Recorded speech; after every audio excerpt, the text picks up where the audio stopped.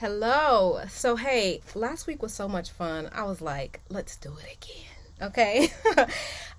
So just a quick update from us. We are in this period where we are transitioning out of the spring garden and letting those things kind of have their last fruits, let the vines die down, whatnot, and then we are slowly but surely planting for our fall garden. Right, we're in Southeast Texas, so we get two gardening seasons, and so we're letting one come to an end and another one start.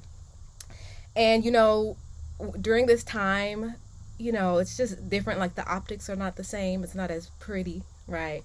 The watermelon vines dying on the floor. It's like, oh, I want to just get out there and just start pulling stuff up and snipping things and all that. But I'm like, I'm just going to let nature take its course, right? I'm going to let that stuff die down and, make sure sometimes it's actually like a protection for the new stuff that's growing out, right? And it just reminded me of a parable. It reminded me of the story of the farmer, the story of the weeds, actually. And that is in Matthew 13, starting at verse 24. I want to share it with you. Can you hear me?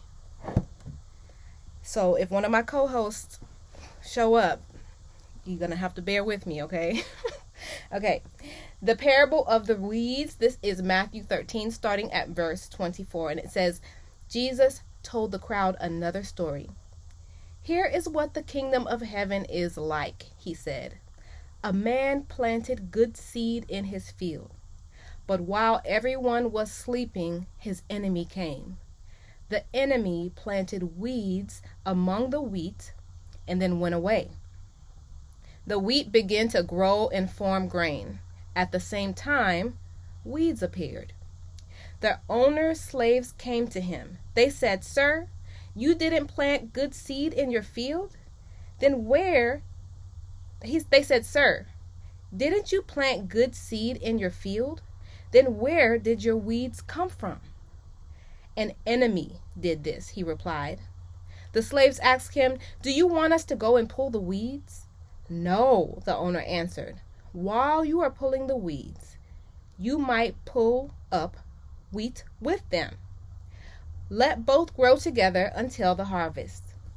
At that time, I will tell the workers what to do. Here is what I will say to them. First, collect the weeds. Then, tie them in bundles to be burned. Then, gather the wheat. Bring it into my storeroom. So what happened? The farmer went out there in his field and he planted beautiful rows of wheat. Went to bed, minding his own business, and then an enemy came and within the rows of wheat started planting weeds. Now, this farmer knew he had planted good seed in good soil. However, when the growth started happening, what he saw was there were some things growing that he did not intend to grow, right? And people are looking at him like, I thought you said you had good seed, because the way we had envisioned it, this is not how it's looking. Look, all those weeds out there, what's going on? And the owner, this is not his first rodeo. He's like, somebody came and did this. An enemy did this. And because he was shrewd and because he had wisdom, he was like, you know what? Let it be. Just let it all grow up together, because if you get out there and start pulling up the wheat, you're going to, I'm sorry, if you start pulling up the weeds, you're going to also then pull up the wheat. So all of it had to grow together. And then when the harvest time comes, that's when you're now able to separate the wheat from the weeds. The weeds will be bundled up and thrown in the fire. And then what you have left is that harvest that you can then take into your storehouse. So, what are we to learn from this? What are we to learn from this? I want to tell y'all, I need deliverance from the comment section, okay? I need deliverance with the comment section because the first part of my career, I literally was a professional comment section moderator, okay, representing different organizations behind the scenes and ensuring that, you know, comments were properly addressed. So I am actually a professional commenter.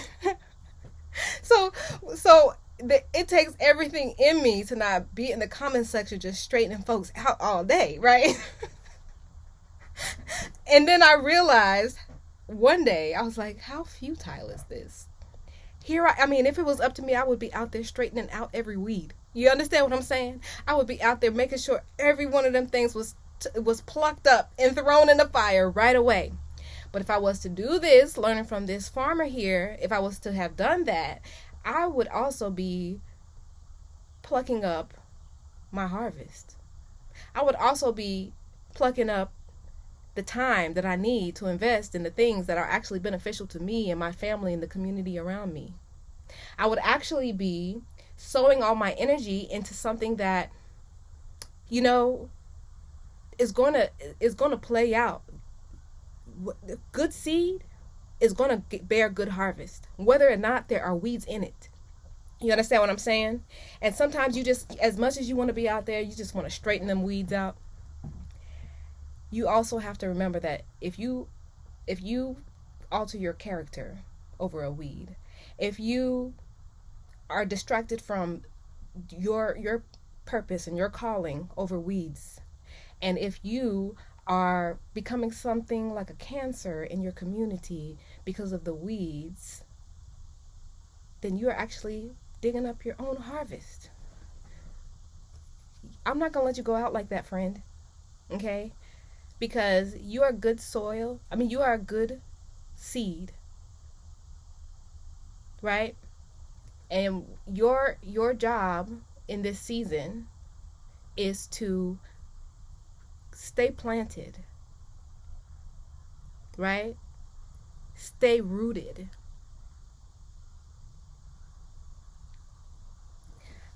Yeah. I want to know what you think. Holla back.